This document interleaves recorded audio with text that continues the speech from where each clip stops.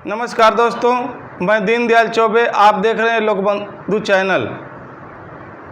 एक शेर है हमारे अयोध्या के शायर रिजवी जी का लिखा हुआ।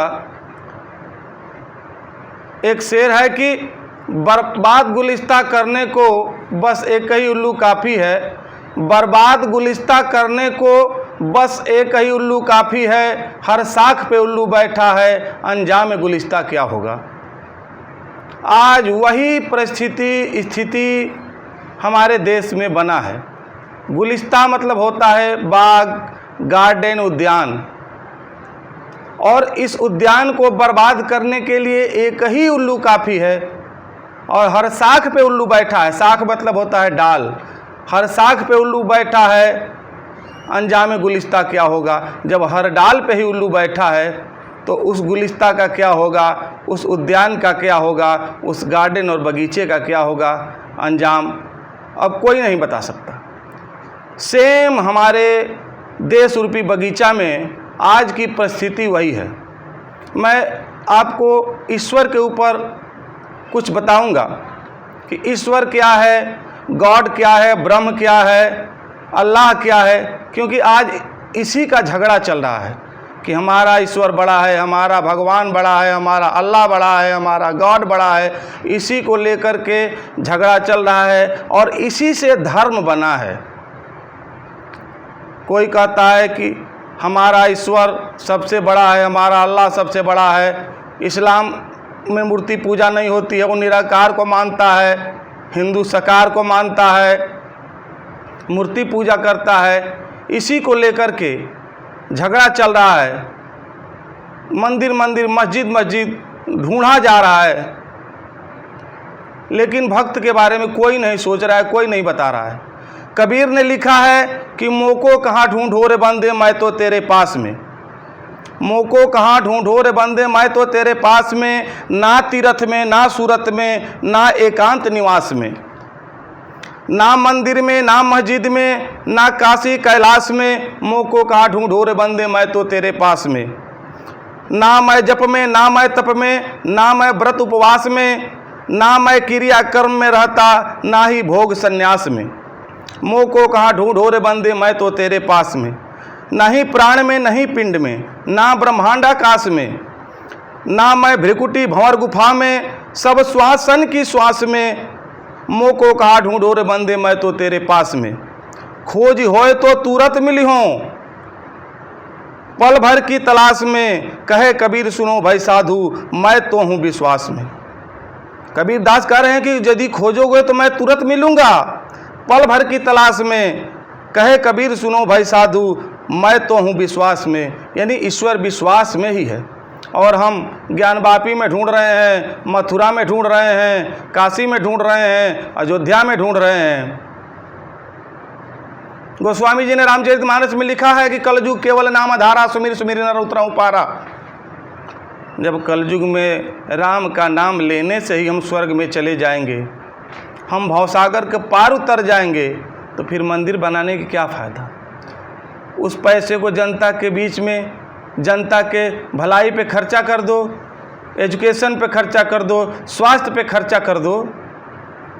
मैं नहीं लिखा हूँ, ये रामचरितमानस में लिखा है।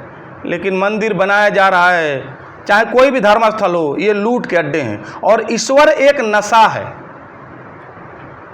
कार्ल मार्क्स ने लिखा कि धर्म नशा है, लेकिन मैं उसको काट रहा हूँ। आज मैं बता रहा हूँ कि ईश्वर नशा है।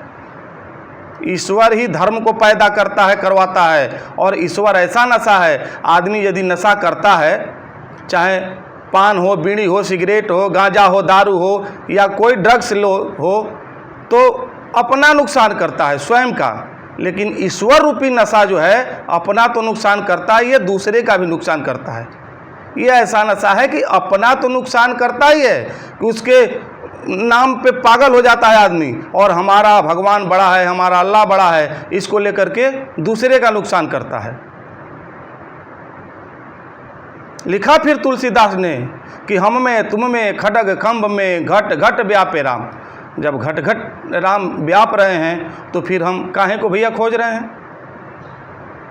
किसी ने लिखा है, आपने सुना होगा, मैं कुछ नहीं लिखा, मैं दूसरे का ही लिखा बता रहा हूँ कि भगत के बस में हैं भगवान। जब भगवान भगत के बस में है तो फिर हम भगवान को क्यों खोज रहे हैं? जहाँ पुकारो वहीं मिल जाएंगे। तमाम उदाहरण है। बिंदु कवि ने लिखा कि पस निषाद खग भीलनी नीच जाति कुल नाम, बिना जोग जब तप किए गए तुम्हारे धाम। बिना तपस्या के पशु गजराज को बचाने के लिए आए हैं। निषाद, खग जटायु, भीलनी बेश्या, बिना जप तप किए गए तुम्हारे धाम। ये है। हम ईश्वर को कहाँ ढूंढ रहे हैं? मंदिर, मंदिर, मस्जिद, मस्जिद, चर्च, यही ढूंढ ढूंढ के ईश्वर के नशा में दूसरे को, धर्म को अपमानित करके हम सोच रहे हैं कि बहुत बड़े हो जाएंगे। तो इससे कोई बड़ा नहीं होता है। लिखा है विवेकानंद ने कि दाम्भिक गुरुवाद के चट्टान पे हर एक व्यक्ति की नाव डूबती है। दाम्भिक मतलब होता है घमंडी। तो दाम्भिक गुरुवाद, घमंडी गुरुवाद की चट्टान पे हर एक मनुष्य की नाव डूबती है। वही बचता है समय पर जो गुरु बनने के लिए पैदा होता है। और हमारे देश में आज कोई गुरु बनने के लिए नहीं पैदा। विवेकानंद ने ही लिखा है कि हमारा देश भारत अध्यात्म और ललित कला में विश्व गुरु बनेगा। लेकिन हम उसको प्रेम से, भाईचारे से निभाएंगे, करेंगे तब तो। आज न हिंदू का झगड़ा है, न मुसलमान का झगड़ा है, केवल राजनीति में वोट का झगड़ा है। ये केवल वोट की राजनीति हो रही है। कहीं नहीं भारत के संविधान में लिखा है ये कि ईश्वर के लिए आप जो है झगड़ा करो। हम भारत के लोग, दिशा बदल रहा है, मैं उधर नहीं जाना चाहता, मैं ईश्वर पे चर्चा कर रहा हूँ। तो ये है ईश्वर के लिए जो लड़ाई चल रही है हमारे यहाँ, और ये ठीक नहीं है देश के लिए। जो भाईचारा खत्म हो रहा है। 1967 में कोर्ट का आदेश है कि 1967 के पहले के जितने धर्मस्थल हैं छोड़ करके उसके बाद के जितने धर्मस्थल हैं जो सरकारी ज़मीनों पे बसे हैं उसको सबको ढहा दिया जाए। क्या इसको संज्ञान लिया जा रहा है? इसका इम्प्लीमेंट हो रहा है? लेकिन नहीं, नए नए रोज़ रोज़ कोई कलाकारी हो रही है देश में ताकि जनता का ध्यान मेन मुद्दों से हटा दिया जाए। खैर छोड़िए, ईश्वर की बात हो रही थी, मैं बता रहा हूँ। ईश्वर के लिए जो हो रहा है, 3 दोस्त थे, तीनों अपने अपने ईश्वर के बारे में पारंगत थे। तो उन्होंने कहा कि चलो महात्मा बुद्ध से पूछा जाए, परीक्षा लिया जाए कि कौन बड़ा है। तीनों गए बुद्ध के पास। एक ने कहा कि ईश्वर नहीं है। उसने तमाम उदाहरण दिया, ईश्वर नहीं है। बुद्ध कहे कि भाई ये तो इतना जिद कर रहा है, मान गए कि ईश्वर नहीं है। दूसरे ने कहा ईश्वर है, उसने भी उदाहरण दिया, मनुष्य में है, मंदिर में है, पेड़ में है, तमाम जगह है। बुद्ध ने कहा कि ये भी जिद में है, वो भी मान गए। तीसरे ने कहा कि ईश्वर है और नहीं है। बुद्ध ने लास्ट में कहा कि आप ही सही हो, क्योंकि आप अभी खोज जारी रखे हो। आप खोज जारी रखे हो, खोज रहे हो, रिसर्च कर रहे हो। और ये दोनों मर चुके हैं, क्योंकि एक ने मान लिया कि ईश्वर नहीं है और एक ने मान लिया कि ईश्वर है। तो इसकी खोज, रिसर्च बंद हो गया है।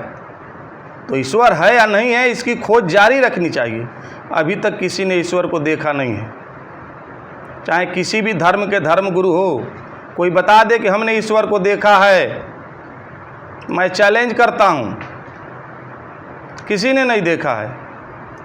लेकिन सब भाग रहे हैं ईश्वर के पीछे। एक बहुत बड़ा नशा है जो अपने को तो बर्बाद कर रहा है और साथ में दूसरों को भी बर्बाद कर रहा है। मैं आपको बताना चाह रहा हूँ, जो ये झगड़ा हो रहा है ईश्वर के लिए नहीं हो रहा है, न राम के लिए। राम ने कभी नहीं कहा मेरा मंदिर बनाओ, कृष्ण ने कभी नहीं कहा मेरा मंदिर बनाओ, शंकर ने कभी नहीं कहा मेरा मंदिर बनाओ, लेकिन मंदिर का झगड़ा हो रहा है। मैं चैलेंज कर रहा हूँ दुनिया के बाबाओं को, अब आपको बता रहा हूँ, मैं चैलेंज कर रहा हूँ दुनिया के बाबाओं को कि एक मुट्ठी चना ले लो या कोई अनाज ले लो, आप पत्थर पर रख दो और सारे धर्म के धर्मगुरु बैठ जाओ माला लेप के और अपने अपने ईश्वर अल्लाह गॉड का जाप करो। यदि उसको अंकुरित कर दो तो मैं गुलामी लिखवा दूं। उसको मिट्टी में गाड़ दो, सूखे मिट्टी में, धूल में, और उसको अंकुरित कर दो माला जप के अपने अपने ईश्वर के नाम के, तो मैं गुलामी लिखवा दूं।